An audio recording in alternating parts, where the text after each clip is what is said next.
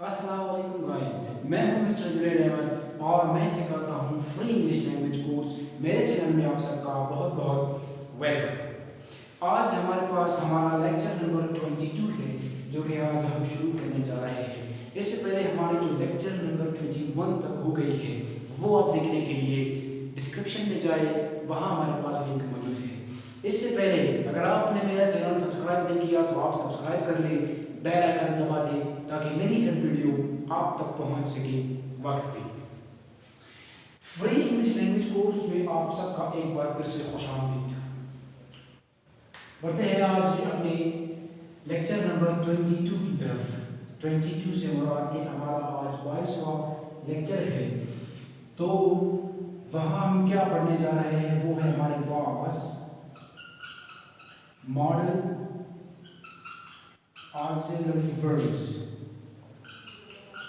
Model auxiliary verb, model auxiliary verb हमारे पास क्या होते हैं आज हम पढ़ने जा रहे हैं। उससे पहले आप देख लें कि हमारे पास मॉडल है कि जदीद यानी कि नया। जैसे कि हमारे पास एक चीज़ आती है, उसकी पहली मॉडल इस साल आती है तो दूसरी मॉडल उसकी अगले साल आती है। इसी तरह इंग्लिश में भी ये काफ़ी सारी मेहनत कशी हो गई है। तो आज हम पढ़ते हैं अपने जो आज के दौर के वर्ब है इस्तेमाल किए जाते हैं, क्या क्यों इस्तेमाल किए जाते हैं और कैसे इस्तेमाल किए जाते हैं, और वो ऐसे कौन से अल्फाज हैं जिनको हम ये नाम देते हैं।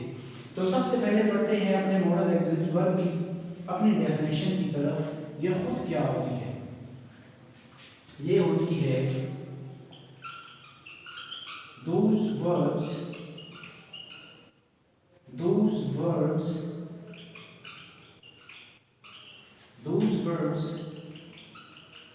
which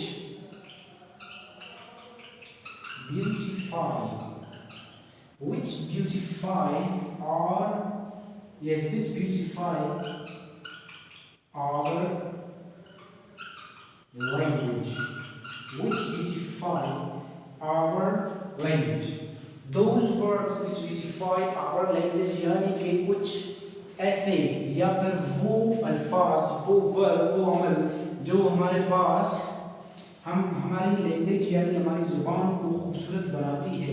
हमारी कहावतें जो हम बोलते हैं, बात करते हैं, गुफ्तगू करते हैं, उनको खूबसूरत बनाती है। तो उसके लिए हम ये चीज़ इस्तेमाल करते हैं। बढ़ते हैं अपने ऑक्सिलरी वर्ब की तरफ।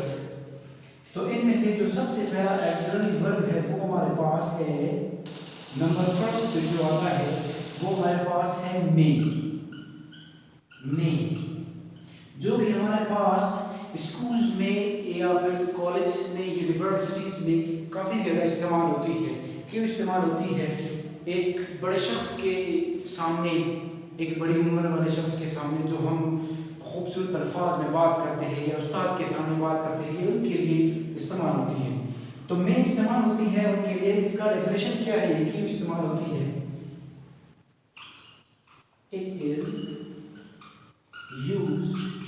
इट इज यूज्ड से मुराद के लिए इस्तेमाल किया गया है किन चीज़ों के लिए? जब हमारे पास नहीं लग जाती हैं तो इस्तेमाल किया गया है। जब ये शुरुआत हुई थी इसकी तो क्यों इस्तेमाल किया गया था या क्यों इस्तेमाल किया गया है, तो ये हमें बताता है।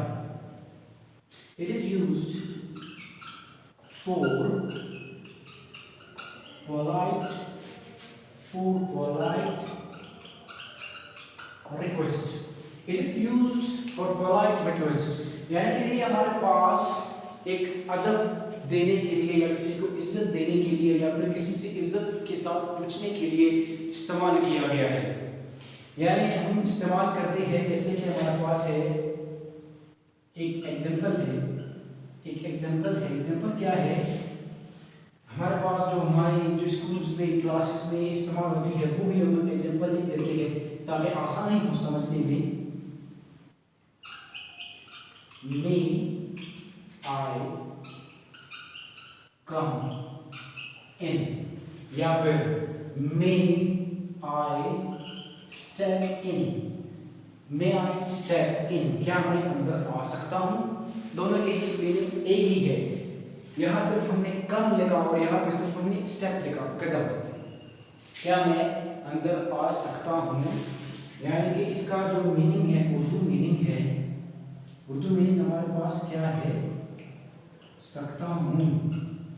सकता हूँ इसमें इस्तेमाल होता है बहुत ही पोलाइट रिक्वेस्ट के लिए, यानी मासूम से चेहरा बनाकर जो सवाल करते हैं वही है हमारे पास। कभी कभार आपने देखा होगा कि घर के बच्चे जो है जालिम चाचू के सामने मासूम से बने फिरते हैं और वो उनसे बहुत ही मासूमियत से पूछते हैं, तो ये वही अल्फाज है, मे आई कम इन। अगर वो ना कहे तो ना, हाँ कहे तो हाँ, तो वो है जो डिपेंड करता है उन पे कि वो आपको इजाज़त दे सकते हैं यानी देते हैं या नहीं। ये हुई हमारे पास मे की जो सबसे पहली वो है हमारे पास मे आई कम इन और मे आई स्टेप इन, यानी एक पोलाइट रिक्वेस्ट, एक अदबदार दरख्वास्त जिसको हम ज़्यादातर बड़े लोगों के सामने ही इस्तेमाल करते हैं। ये हुई हमारे पास हमारा मे। तो इसके बाद हमारे पास इसका जवाब क्या होता है, हमारे पास इसका जवाब ये होता है, आंसर क्या होता है। अगर आपसे कोई पूछ रहा है, आप टीचर है, जैसे कि मैं टीचर हूँ, मुझसे मेरा कोई स्टूडेंट पूछता है कि मे आई कम इन और मे आई स्टेप इन, तो मेरा जवाब इसके लिए क्या होना चाहिए, इसके लिए मेरा जवाब होना चाहिए yes you may, yes you may.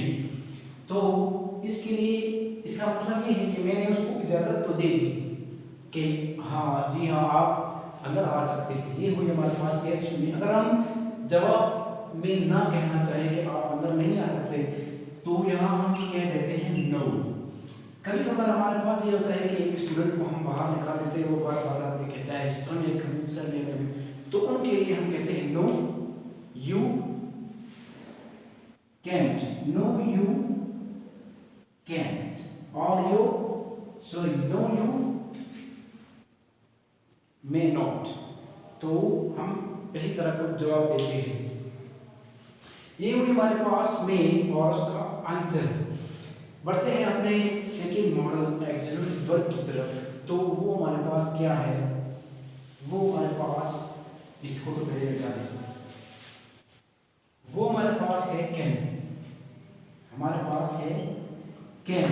इसका भी मतलब क्या है, सकता है, सकता है या फिर सकता हूं। ये हुई हमारे पास कैन, मगर इसमें एक छोटी सी फर्क है, डिफरेंस है, यानी थोड़ी सी मुख्तलिफ है उससे। उसके लिए मैंने बताया था कि वो सिर्फ हमारे पास पोलाइट रिक्वेस्ट यानी कि अदबदार, किसी को अदब देने के लिए, अदब से दरख्वास्त करने के लिए इस्तेमाल होता है।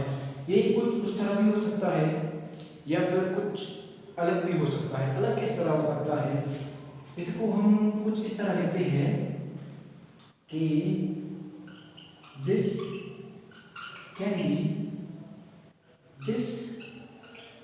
can be used for polite request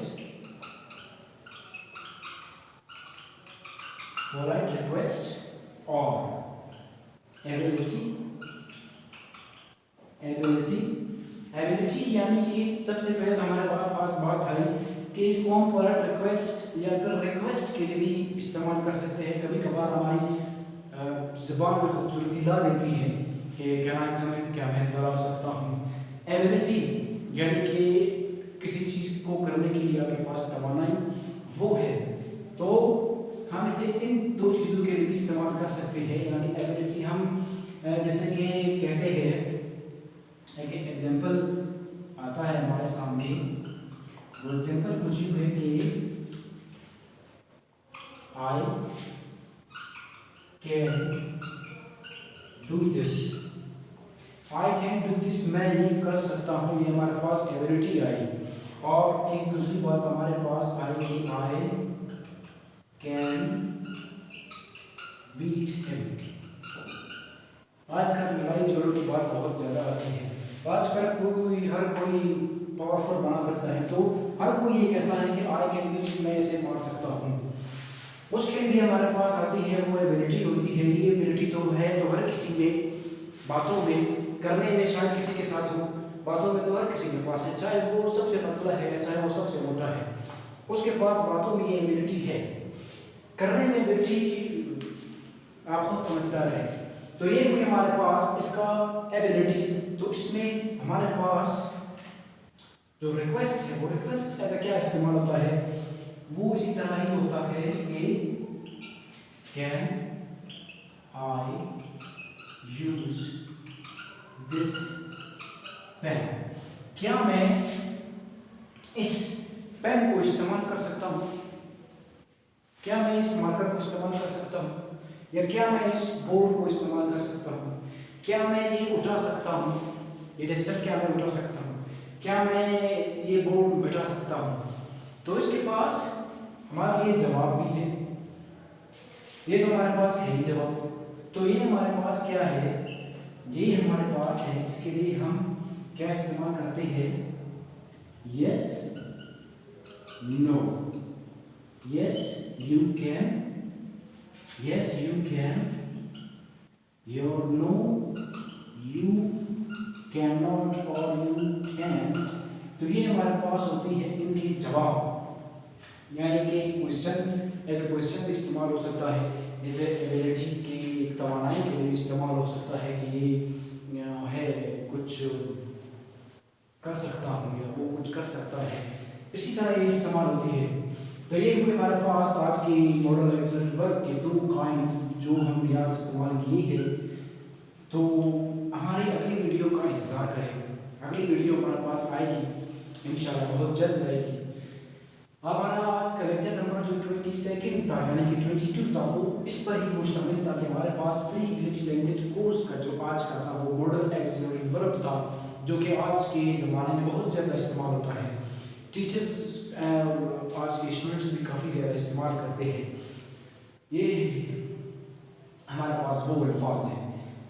तो दो तो ये हो गए हमारे पास, बी और कैन हमारे पास काफ़ी ज़्यादा पढ़े हुए हैं इंग्लिश लैंग्वेज में, तो वो हम पढ़ेंगे अपनी नेक्स्ट वीडियोस में, आने वाली जो अपकमिंग हमारी वीडियोस हैं उनमें पढ़ेंगे। तो आज के लिए यहाँ तक था हमारा साथ, हंसते रहे, मुस्कुराते रहे और सीखते रहे फ्री इंग्लिश लैंग्वेज कोर्स। अल्लाह हाफ़िज़।